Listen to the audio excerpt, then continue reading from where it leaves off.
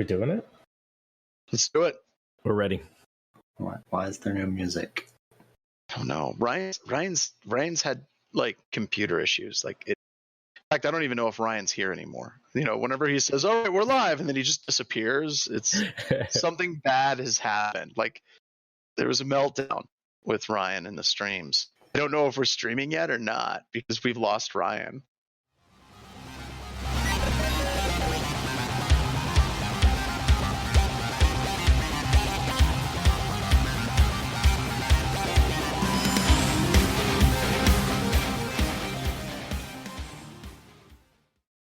I think we are live. I think that looks like the YouTube. Oh yeah, we're live. All right. All right, Ralph, let's lead us off. You got the stories today, so let's do your story. You were talking about GitHub and how they're removing POC code, because that's not incendiary at all. Oh yeah. So for everyone who doesn't know, some POC code for the Exchange vulnerabilities, or when I say vulnerability, it is a bunch, right? It's like 4, I believe, was posted on GitHub, and GitHub decided to remove the POC. You know, kind of the back and forth about that. So they immediately took it down. Obviously, this was security researcher code. It was, meant that this is not uncommon after a vulnerability is patched and publicly known about for vulnerability researchers to publish POC or proof of concept code. And they did on this particular vulnerability. And Microsoft, I'm going to use air quotes, Microsoft -GitHub removed the code really quick. And so kind of the blowback with all of that, especially considering the fact that GitHub is owned by Microsoft and Microsoft's product or Exchange was the one being affected here. So what do you guys think? All right. So this actually led to a conversation in my class last week. And one of my students said, he just typed in, Mark Rusanovich never got in trouble for releasing PS exec. And I've decided that that's now a t-shirt for BHIS because it says, Mark Rusanovich never got in trouble for releasing PS exec, even though it is one of the most heavily used post-exploitation tools out there. And then on the back, it's going to say, but he felt bad, so he released Sysmon. I think that this is, I personally think that this is ridiculous. And the reason why I think it's ridiculous, and this isn't just this one issue, right? This is a much larger issue than just this proof of concept code. It gets into this whole conversation about, okay, so security researchers releasing tools, releasing backdoors, releasing these things on GitHub. We need to stop that because that's the problem. I think the issue for that is that's the whipping boy that you can see, right? So you can actually say, okay, so this clearly is a problem. So we're going to blame Marcello. We're going to blame all these people that are releasing malware. They're releasing backdoors. They're releasing proof of a concept exploit code. We're going to shut that down. But that isn't actually fixing the problem, I don't think. Because those issues still exist. You're just attacking like the most like obvious manifestation of it. And personally, whenever it comes to malware, when it comes to code for remote code execution, I want my malware publicly disclosed on GitHub with full comments so people can make signatures for it. So that's my take. And I know, Derek, you've thought you might have a different approach on this as well. I agree with you 100% in concept and in general terms. I feel like there's a butt coming. There's a big butt coming. There's a butt coming. Because, I've seen like the Twitter rants and I've seen, folks on, both sides. And, I definitely agree that, security tools should be released and that, malware authors and the security researchers, malware authors that are researchers, I definitely agree it should be out. But I think in this particular instance, I don't disagree with what Microsoft did. And the reason why is because you could view this as kind of like an ongoing global incident and that they were attempting to try and, the containment phase of an incident to try and make it just a little bit harder for more people to be taking advantage of this specific issue, especially since how widespread this really was. So I'm not saying that it's, it's one of those things where there's probably no good choice in their eyes. So, but wasn't the like patch already released though? The patch is already released. Yeah. But yeah. I mean, if you're, running some kind of internet-facing complex Exchange environment with, 29 Exchange servers clustered together, I mean, how how quickly do you patch, right? Like, or I mean, I guess what I'm saying is I think the code should definitely be out on GitHub once everyone has had time to kind of remediate the issue. And I know it's probably surprising that you think I would take that stance. Nope. I think in this particular case, especially since you can look at it as like, kind of like fallout from quote cyber war, right? I mean, they're a nation state who's doing this thing. They have their own code, and then somebody puts out a proof of concept, and now there's more coming. I guess I don't disagree with this one particular thing, but I do agree with with the concept of that tools should definitely be available, open source, and because if researchers, if there aren't tools for red teamers to use that are public and available, then they're just going to write their own, and then it'll be harder to detect in the long run, I believe. But I have the other side opinion of this. So like it's not that I disagree per se with kind of this idea that it makes things worse, because it possibly does, but I think it's for the better good. And then additionally, it's kind of like, where do you draw the line? Like, when is it okay to release the code? Like, is it exact day amount? Is it is it a feeling that I personally have? Like, we have to like kind of articulate that. And that's the responsible disclosure process, right? Yeah. I don't call it that. Please don't call it that. He's here! He talks! I know he's been listening the whole time. So now he's just code up. So what are your problems? Oh, I'm doing T-ball with Mubix. Mubix, what do you mean? It's you might have a problem with the phrase responsible disclosure. Do tell. No, we're not going to go into that. No. I will talk. My mindset on this did change. So when Dave Kennedy actually posted the hate about GitHub pulling it off, I was right on board with him. And after reading some of the comments and some of the posts, I thought about it a lot more. And there's a lot of pieces to this. One, the notoriety of publishing first is definitely something that people have to take into account. And, I think that's a problem in the industry. I do think. Okay, we'll come back to that. Go ahead. Having the notoriety of it's resume building, right? There's that. And I'm not going to discount anyone for like trying to succeed in their life, right?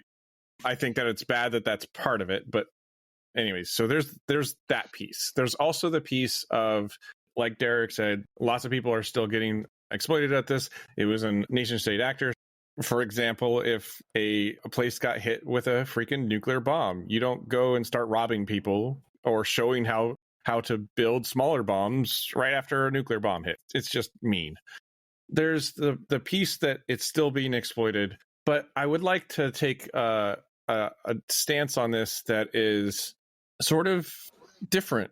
I think that the code should be released, just like Ralph and you guys were talking about, but I think we should think of it in the same sense of Project Zero Day does, where they do the 90 days.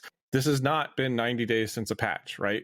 Now, but Project Zero Day, when they're 90, just to step in, Project Zero Day in their 90-day disclosure, it's whether there is a patch or not to improve the security of that infrastructure. Sure. So I'm sorry, bad analogy, because I'm just taking the 90 days out of it. It's okay. Just all right, go ahead. Yep.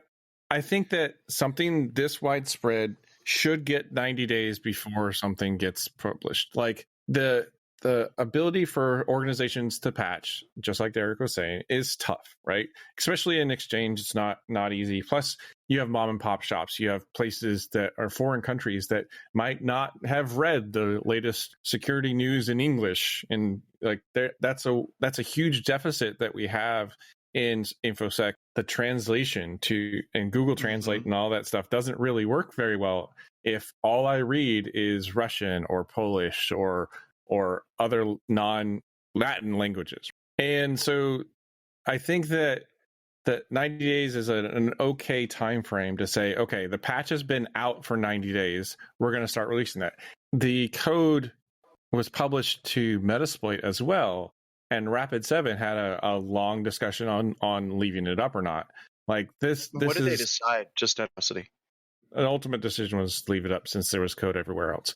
The final piece, the third piece that I'll talk to about this is that removing stuff like this pushes the code into further down into the dark web or the bad people area. Somebody right? was going to release this. Like, if you say, if like we all agree to not do it, somebody's still going to release it in like 3 weeks, right? But what I'm saying is, once it's there, it's out. Nothing gets deleted from the internet. The removal of it pushed it into the dark areas. Like, now it's going to be traded because what's the economics, like the need for it, the want for it is now increased because of the scarcity. It's the Streisand effect also, right? You know, by Microsoft polling this, and they're like, "Whoa, we're going to take this away from people." It just amplified it that much more, and there were already people that had it. I probably wouldn't have even found it on GitHub if it hadn't been pulled. I probably wouldn't have looked for it. I know other guys who are on teams who have seen Exchange on their current engagement, and they were looking for it. They were looking for the POC so they could use it on that assessment. And I mean, whether that's, I mean, it's an assessment, right? So it's patch management. We get it. It's not necessarily a 0 day at this point. It's just, hey, you didn't patch it. I got it in time. So great. But yeah, I mean, people were looking for it. I kind of agree with you. Like the better good as researchers, should we publish this? But at the end of the day, if he didn't do it, somebody was going to do it right before him. That's kind of like this, okay, well, then we wait for that one malicious person to do it. I don't know. There's no easy answer here. And once it's out, it is out, man. Well, and like, the internet's a big pool. And once you get in the pool, you can't unbe in the pool. Like, I mean, so absolutely. I guess my point is, so we need more chlorine. Yeah, I don't think that Microsoft thought or GitHub thought that, oh, if we get rid of off of GitHub, it'll solve all the issues. I think it's going to solve everything. Yeah, I think they thought it was going to slow it down. Exactly. I think that they would slow it down a little bit because their panicking makes it harder and harder for them to contain what's happening or help contain what's happening. But we're talking about like government organizations and like places that, I don't know. I think, like I said, on this particular one, I don't disagree. Here's my one follow-on question for everyone here. We kind of all have different opinions about whether or when it should have been taken down. But one thing I also want to ask is, do you guys think if it was like something like an Oracle vulnerability, it would have been taken down as fast? Dusty is bringing up a point. Dusty Miller on the chat is saying, so far they haven't taken down the F5 stuff that was posted 2 days ago. There's clearly some type of double standard there, right? Well, absolutely. The proof of concept is still available 2 days that are not removed, shows that they only care about their stuff. What I want to say, in all fairness, is Microsoft's prerogative, right? Yeah, absolutely. It's their platform. It could have been internal politics. GitHub is new to Microsoft. It could just be execs saying, we want to look good. We don't want this to be there. Yeah, or it could have been a decision made without really discussing it at higher levels and what like the impact would be and like, or should we do it or not? I mean, because if it landed on somebody who had the authority to make that decision and they did it, I mean, these are huge organizations with lots of people and lots of moving parts, right? So or lower levels. Yeah. It could have been just a person who's a help desk person who says, okay, this is bad. I'm going to delete it because I see bad stuff about it in the news, right? Like it could have been any level. We just don't know. There's probably some management involvement because Microsoft had a statement and I read it and I don't remember the joke. It was something like along the lines of like, we realize that people are going to be upset that the researchers want this code, but at this point in time, we're going to have to take it down. It was something along those lines. So I think there was deliberation at some level. Here's a take. I'm going to paraphrase horribly a simple nomad who is an exploit developer from way back in the day. Whenever you're looking at like disclosure, you're talking about full disclosure, you're talking about coordinated disclosure, you're talking about responsible disclosure, or whatever the hell you want to call it. And this kind of springboards off of what Rob said. Whenever these things go out, they're out. If you're going to beat up the security researcher or you're going to try to hunt down the evil, quote unquote, hackers that are running the code online or they have it, it's freaking out. And with these abilities, you honestly have two choices. A, security community is running completely transparently and sharing information directly with the community and getting things out there. Or they're going to be sharing it with their friends. And you're going to have situations where a lot of researchers are going in the dark because of the reputation associated with being a security researcher may not be so stellar moving forward. I used to disagree with the concept of full disclosure because The old school definition of full disclosure, you're literally just going to release everything and let the pieces fall where they may. And I disagreed with that. It was like, no, we got to watch for the impact. We got to do this. But anytime you're talking about nuance, whenever it comes to disclosure, you start discussing responsible disclosure or coordinated disclosure. Ultimately arcs very heavily over towards the vendor having total control of the disclosure process. And it creates a situation where it's possible, if you look at like Oracle in the past, where the security researchers get demonized very heavily if they're trying to work within a responsible disclosure framework, which vendors believe is don't ever disclose anything unless you signed a non-disclosure agreement, which means you're never going to release it publicly. Then you start having, like a number of years ago, Dina Dezovi came up with a number of other researchers with the free bugs movement, which was basically like, we're sick and tired of finding vulnerabilities in software and not getting reimbursed for it. We're not going to release these things unless we actually get some type of compensation. So there's this pendulum that's constantly going back and forth in the community about whether or not we're going to disclose this way or we're going to disclose this way. But if we go back to Simple Nomad's premise, disclosure is freaking happening. And all the rest of this just becomes theater as to whether or not people feel good about this GitHub page being shut down. The code was out there. It hit GitHub. People already had it. It was already spreading. So it's almost, whenever you're looking at full disclosure, you're almost dealing with the reality of the situation and saying, look, this is the type of urgency that we need with these security vulnerabilities. Whether or not it's on GitHub or not, be damned. It's boiling it back down to the reality of the situation is the code has been released. It's out there. You have to deal with it one way or the other. Now, the cool thing about this is it brought the whole like awareness of this thing much, much, much, much higher. Microsoft stepping in, removing it from GitHub, started a huge tweet storm. And the cool side effect was immediately a lot of companies were like, what the hell is on Twitter? What's this? Dave Kennedy's tweeting? What? Something's with Exchange. It actually increased that awareness very, very, very, very well. So it's difficult talking about these issues. Now my take is kind of leaning towards kind of Simple Nomad. If we step back and we acknowledge the reality, once this stuff hits, it's out there. I think that that's much healthier than us kind of patting each other on the back and saying, we're waiting 90 days for this proof of concept. Because as soon as the CVE and they're like, there's a vulnerability here, every security researcher, white hat or black hat, is immediately researching and they will uncover it very quickly. So that was a long-winded thing, but it's me getting old and crotchety, I think.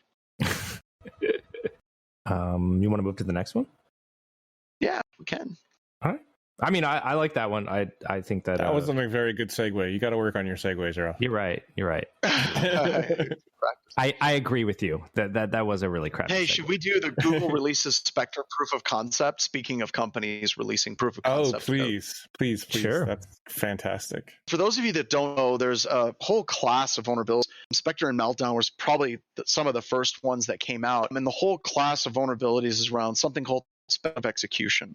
So in your CPU, whenever it does a redundant task over and over and over and over again, it actually kind of pre-processes some of those possible outcomes, and then basically it throws away the answers that it doesn't necessarily need. So one of the things you can do in security is you basically queue up where it's basically reading into the future, trying to predict things like passwords, for example.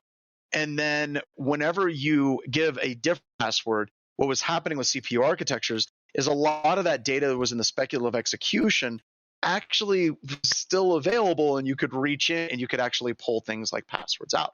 So this was in the realm of academia for a long, long, long time. And this particular article is where Google has released a speculative execution proof of concept code where you can actually run it within your browser.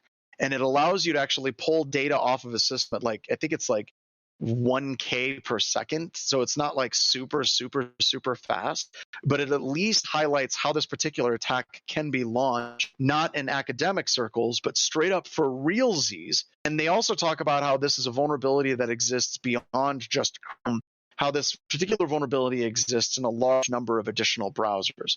So this is interesting because it does kind of springboard off of what we just talked about with speculative execution and some of the vulnerabilities that exist. Is this the same thing, or is this just a continuation of the academic research and speculative execution? I mean, is Spectre being executed in the wild with thousands of unpatched machines over the internet being exposed? Maybe. I don't know. Yeah, this kind of shows that it could be. I mean, that's a legitimate question. That was not meant to be like theater, really. It's like, But I will say this. I will answer it legitimately. This is one step further towards that class of exploits being at a position where they absolutely could be exploited in the wild. I think it's going that route, right? Because, I just kind of read quickly while you were talking that it even works with some modification on Apple's M1 ARM CPU. So I guess the whole concept of speculative execution is probably the technology itself probably just has an issue that can be taken advantage of. So maybe this is, you remember the whole, like, you never need more than 1 mega RAM. Is that what Bill Gates said back in the day? I mean, I guess we've kind of gotten to this point where like everything it just demands so much. So it's so bright, shiny, and pretty that everybody wants to use it, right? And so maybe that was a bad route to go. I don't know. Well, the thing that does kind of suck about this particularly is that the only way to patch this, right, quote unquote, is to get a new processor, right? Like you need a new platform. Oh, so, no. Well, no. You remember, they did. No. That's not true. They can do some patches, but the actual issue is actually embedded far further into the actual CPU. Sure. But yes, there were actual patches. If you remember, there were patches that Microsoft put out, and it actually did impact the performance by like 20%, 25%. On some of their, I remember going, holy crap, my machine is so much slower now. Hold on. So yes, there are some remediation efforts, like things you could do to prevent it, but not entirely, right? And so that new variants of this could come out. In addition, like what you brought up, those patches, right, severely affected performance in systems that are already overtaxed, right? I mean, especially in virtualization environments when 100% CPU utilization you want, not 80 of that, right? So, but you're paying for it, might as well use it, right? Yeah. So, I mean, it definitely is like the patch in many articles was maybe worse than the vulnerability, right? Because there are a lot of things related to where you need to be to actually exploit this vulnerability. And it's not just something that you hit up over the internet, right, on an open port. In addition, I do believe that AMD is releasing, and I'm sure Intel as well, new chips that are supposedly more hardened against this kind of attack.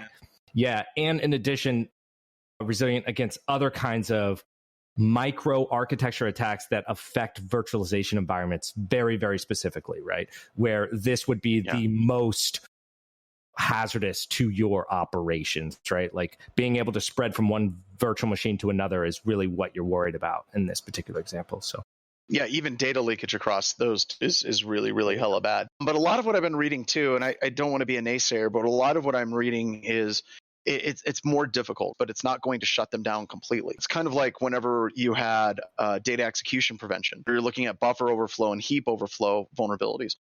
You came out with DEP, and there was hardware-based data execution, and then there was execution prevention that was put in the operating system as well. That actually made it somewhat more difficult for actual exploitation. But it didn't actually shut things down. And then you started developing canaries to protect the return pointer. And then you had different types of canaries that could actually be utilized: Terminator canary, XOR canary, randomized canaries, and you could protect it. And there was ways to bypass that where you could actually do ROP chains and things of that nature. My point of all of this is what you're going to see is you're going to see these speculative execution attacks. There's going to be these protections that are going to be started to put in place, and they're not going to completely address the core issue for a long time. It's not just going to be like, oh, this is now fixed. Because if you look at something as simple as a buffer overflow and eventually heap attacks, it took probably 15, 17 years, point where it is now, where it's actually really freaking hard to actually exploit those particular vulnerabilities in modern operating systems. So it's going to take time. And I think a lot of that has to do with, I don't believe Unity as a whole, especially the people that are creating the architectures, understand the vulnerability class as well as they should. Does that make sense? Yeah, it's definitely a big issue. And I think to your point, we're going to see it more in the future because again, Intel didn't recognize the classic vulnerability, right? Well, in AMD, remember when it first came out, they're like, "Oh, we're not Intel. We're good." They were totally affected. They were just lying to themselves because it just hadn't made it to them yet, right? Yeah. But on the topic of 0 days, we have a recent 11 0 days attacking Windows, iOS, and Android users all at one time. Expert hacker used 11 0 days. So that's our next story. Yeah, go ahead, Rob. Can I talk on this one for a second? Yeah, hit it. This specific POC is in JavaScript. The best language.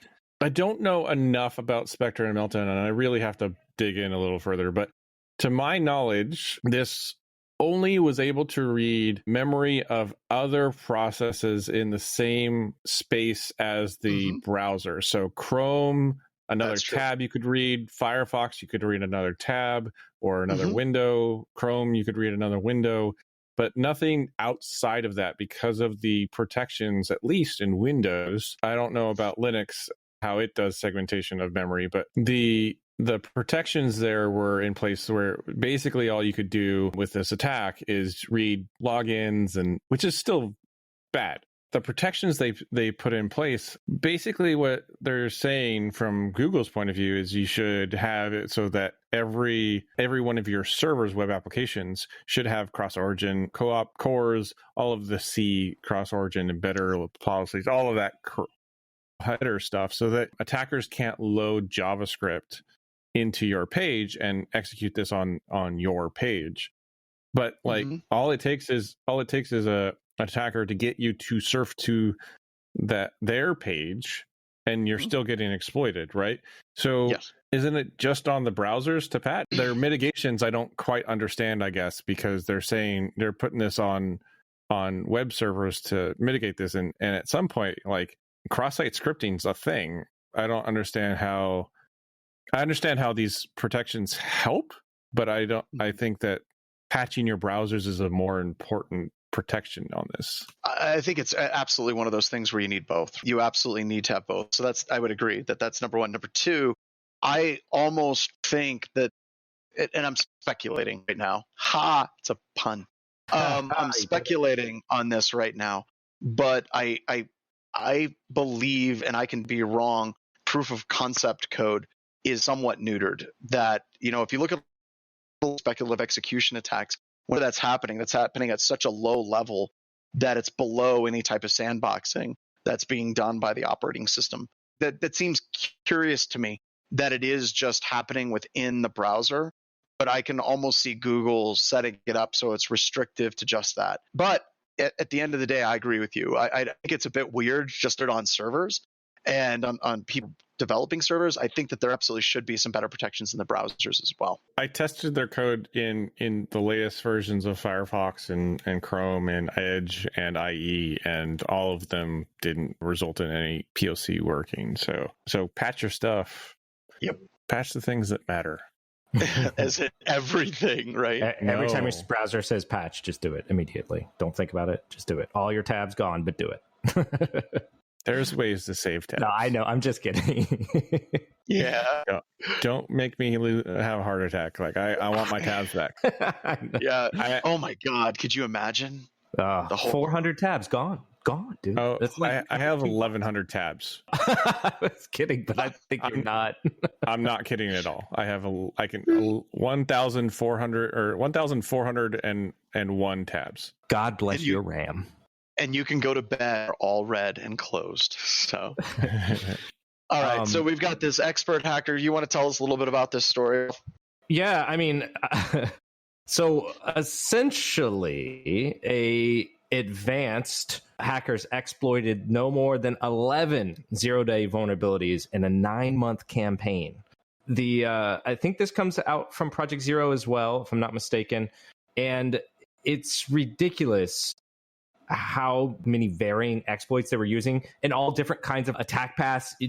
This is not like someone who's good at developing, one exploit wrote these. This is a gang of exploits all being used at one time, to cause success in this attack. I mean, it was Chrome, Windows heap buffer overflow, 2 more Chrome, Safari, and iOS. This is a wide gambit of zero-day exploits. You're talking three nation states can do this. My first thought is, holy shit, this is expensive.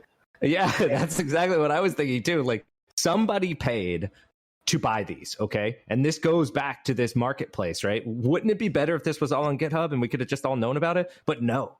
Anyways, way to tie that together. But anyways, it's wild to see this. And in addition, yeah, it's brutal. Being flippant, I want somebody to say, why we didn't find these vulnerabilities because the researchers didn't post it on GitHub. I'm kind of flipping what you just said around a little bit. It's like we can't detect things unless GitHub here, folks. But this is insane. Like this is nuts. I can't think of anything that we've seen this many 0 days change. Well, the closest thing would have been Stuxnet, which I think had four separate 0 days. The shortcut, the keyboard layout, scheduled task abuse, and I can't remember what the other one was. Yeah, and then 2 stolen signing certificates. Micron and Realtek. But like this one, it's almost like whoever saw that was like, hold my beer, here we go. Kinds of things that you would use on, like, I'm with you, like this nation state level stuff. I mean, because how many iOS security researchers do you personally know? I knew one, right? And I just how many do you know that discovered 0 days in iOS? Yeah, I mean, like, I don't know any, right? Yeah, I mean, but I guess this is a skill set. There's 3, not just an iOS 0 day. It's 3. Yeah, and they changed skill set. There are a handful of people in the world that can do this kind of stuff, as far as I know, right? I mean, maybe there's thousands, and I just don't know, right? But I guess. Yeah, I mean, it almost reads to me like, here, if you're not terrified yet and want to go live in a cave, here, read this, right? Somebody went down to the old 0 day shop and bought them a whole bunch of things. I mean, let's just say that they were $500,000 a piece or $1 million a piece or whatever. I mean, to use those then, I mean, wouldn't it be like highly targeted? I mean, it's not like you're going to launch ransomware with this stuff, right? So, man. It was going on for supposedly, according to the research, I think it said like 9 months. And one of those chain fully compromised a fully patched Windows 10 using Google Chrome. So if you could get someone to visit a website, that chain could get the whole box, man. So that's terrifying. Those aren't. Come on. But let's be honest, you're a little excited, right? Yeah. Just a little bit. Come on. Absolutely. I wish I was even half that talented to be able to figure something like that out. That's crazy. The mobile ones are like the scary ones to me. Because, those are the harder ones. Those are the harder ones. And then like it's still, even like in the pen test world, like we very, very rarely even touch on like the mobile surface area, just because of, we can't BYOD and authorization and stuff like that. And I just think a lot of people really ignore it. I mean, a lot of companies really ignore that attack vector. We're doing kind of a disservice. The Windows sphere, these exploits aside, right, these 0 days aside, has gotten a lot better. But I don't know. I feel like there's a big chunk of computing in the security world that's just kind of ignored to a degree. Anytime I see something like this, I just envision a meeting. Let's just say it was the NSA, because probably it was the NSA. So they're sitting around, and like one guy gets up and he's like, "Okay, Jim, tell us about what you did." Right. In order to get in, so what I did first is I wrote an exploit for iOS on Safari, remote code execution, and then I had to escape from the kernel. But I got out of the kernel once, and I realized I had to get out of the kernel a second time. So I ended up writing a second kernel 0 day to get in. Good job, Jim. Good job. Anybody else? And the ASOC, the intern's like, I got in. How did you get in, ASOC? And he's like, they used a password of spring 2020. And you can hear the exploit guy go, God damn it. Absolutely. So I tried the password, and then I went to lunch at the Crab Shack at G&W. I think so. One of the exploits was an RCE for iOS 11 through 13, right? And privilege escalation exploit for iOS 13. By the way, Zeronium pays. They will pay $500,000 for an RCE for iOS, right? So somebody sold this, somebody got it, and that was at least $500,000. And that gets into an interesting question about how many of these exploits on the nation state level are written by the government. And by the government, I mean government and subcontractors, like bringing in Mantech, and they're helping write these things. That would still be on the government. how many of them are on open public markets and the government's going in with their shopping cart and buying these? I think when you're looking at these are developed by the nation state for the state. Yeah. So. I mean, this is one definite example when somebody says, it could have been a very advanced threat actor. It was an advanced threat actor. Right. There's no doubt in my mind. Like, this is the one. When you hear we found the guy who wrote these, and it turns out he's an idiot. He doesn't even know how to use a computer. It was totally by freaking mistake. He gave his infant son an iPod or an iPhone, and he literally drew on it and found it. It's the damnedest thing. This was not SolarWinds 123, okay? This was not SolarWinds 123. It's Maddie Stone that is the researcher for this, and she's amazing, and that's awesome that she has this big credit to her. Yeah, if you're not following her on Twitter, you should, because she basically, does amazing things with Android and obviously lots of other things. It doesn't talk about what the end goal was. This was a watering hole attack where you would hit the page and it would exploit you. There's not much after that. So cool. I was exploited, but then what? Like, so I think what's that's the goal? Two things. Like either A, no one knows, then they would just speculate, or B, we don't have the clearance level to know. Yeah, so, I think it's B. And like how they have like little question marks where they're drawing little exploit chains together, and they get to the end, it's like question mark, question mark. We don't know what this was for, but it was bad. Okay, guys? And there could be two reasons. Yeah, they might literally not know. Like, they have zero idea. They don't know, or they can't draw the association. They saw these remnants of these exploits, put the pieces together, which is amazing by itself, but we don't know what the point was, okay? Or two, they just can't talk about it for whatever reason. So maybe a mix of both. Are you almost done? So... yeah, they're almost done. They're almost done. So, on that just note, 2 minutes. Just 2 minutes. Two more minutes. All right. I think there must be some hungry kids or something like that. They occasionally need to be fed and watered. Be fed and watered. That's why you just throw pizza at them. Here's the credit card. Go buy a pizza or whatever. I've forgotten everything I was going to say. I know, that kind of shut everything down, doesn't it? It's turned you off. You're welcome. Yeah. But I think the point was Maddie was awesome, is awesome. Yeah. Follow her on Twitter. Folks, should we wrap this up? Yeah, let's do it. We've been told it's time. I remember one second. All right, hit it. Name 3 companies who do mobile incident response. Go ahead, try. Exactly. Wait, do you mean mobile incident response? Like they'll come to your location and like grab the phone and like look?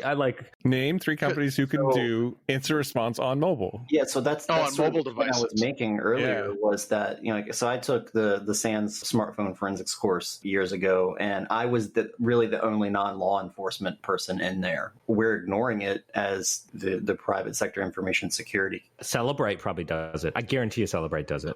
I don't think they do forensics. No, they don't. Hold on. Different. Let's step back one sec. What would incident response entail with a mobile device, right? So that's the thing. Forensics and incident response have this symbiotic relationship. If you're going to do some incident response, you're also probably going to do some forensics and vice versa, sure. Right? So I think that if you're going to do mobile incident response, first, it depends on the type of platform. And second, it's not nowhere near as easy or as free as it is to do on a computer, right? You need specialized gear and to image.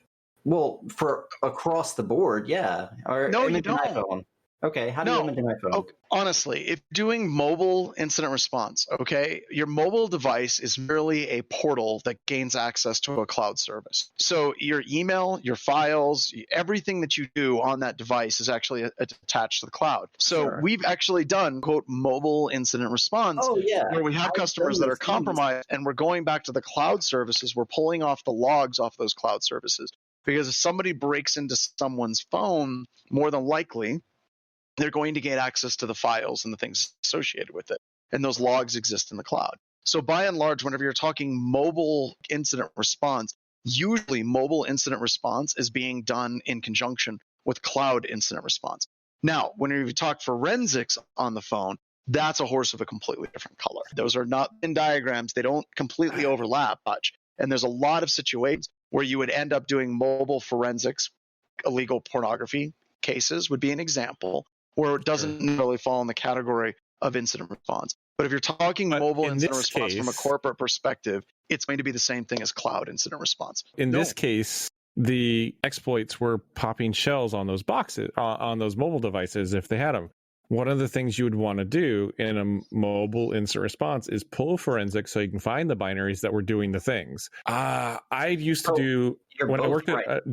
Like, I'm telling you, you're both right, because I'm with you, Rob, because, I mean, it depends on how far, like, what you want out. Like, what's the question of interest that you want to get to answer? Like, what am I responding Everything. to? I want to know everything. If you want to know everything about it, you're doing forensics. You're making an image, and then that's when you get to go to Celebrate and, spend $14,000 and buy, It's my turn. Yeah, it's your turn now.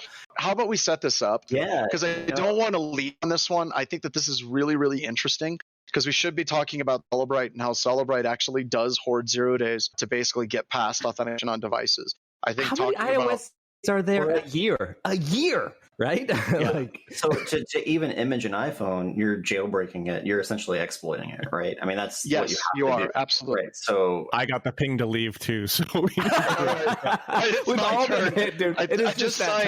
I just signed something random for my wife, and I'm wondering, like, what did I just hand her over? All right, everybody, let's get out of here. Let's do a mobile forensics and pen testing extravaganza next Wednesday.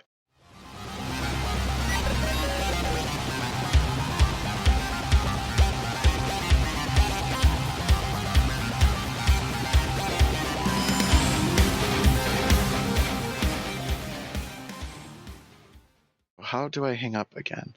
You have to hover over a certain place to pull up the button. There it is.